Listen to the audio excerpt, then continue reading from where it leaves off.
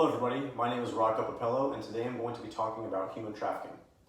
Now, human trafficking is one of the worst and most widespread crime problems in the entire world, with more than 28 million victims across the world right now.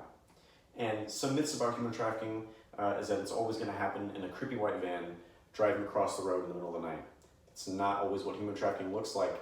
In fact, human trafficking can happen absolutely anywhere. It can be happening right now in your neighbor's house, to the strip club downtown, to a massage parlor, to your state capitol.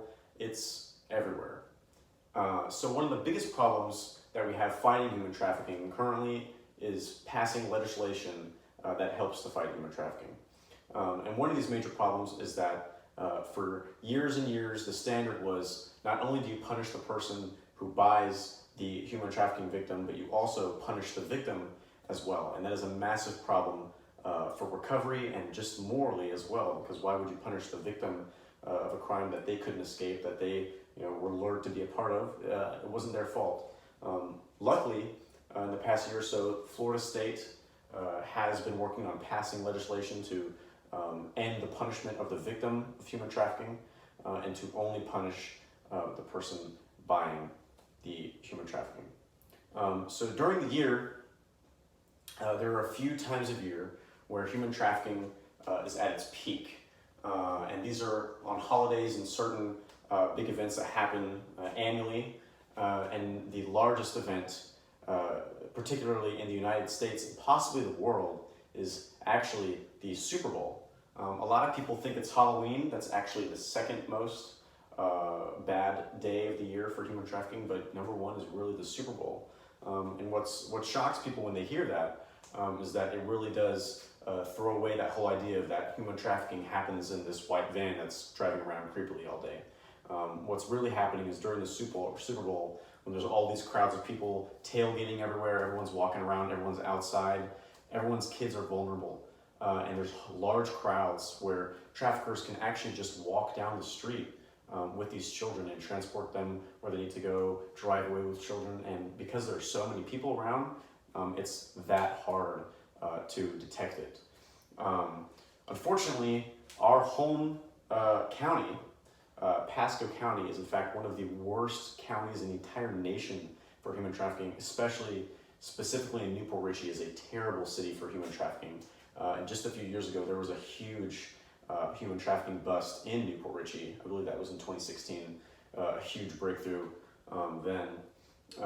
But what's most important is that we as citizens, we see this problem of human trafficking. We see that it's global. And you see all these terrible things, you hear these terrible things that are happening around the world, and you wonder, how can you help? Well, there are a few organizations that you can donate to help with this problem.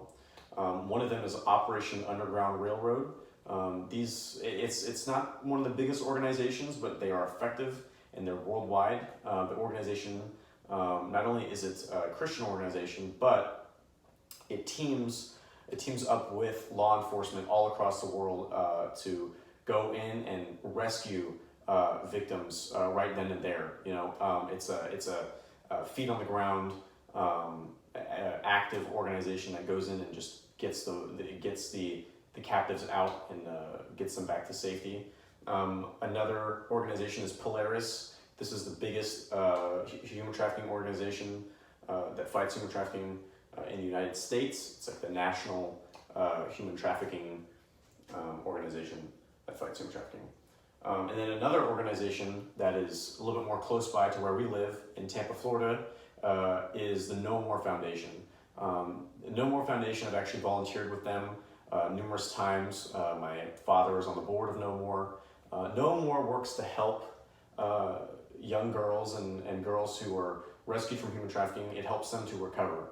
So recently at No More, we actually finished building a home through donations that come from people. We finished building a home where victims of human trafficking that have been rescued, these girls can come in and they can stay there and get their feet back on the ground and just get their life back together and heal after they've been rescued from human trafficking. So that is an organization. If you're going to donate to one, donate to the No More Foundation, because they are amazing in what they do. So in conclusion, human trafficking is a horrible problem, and it's everywhere.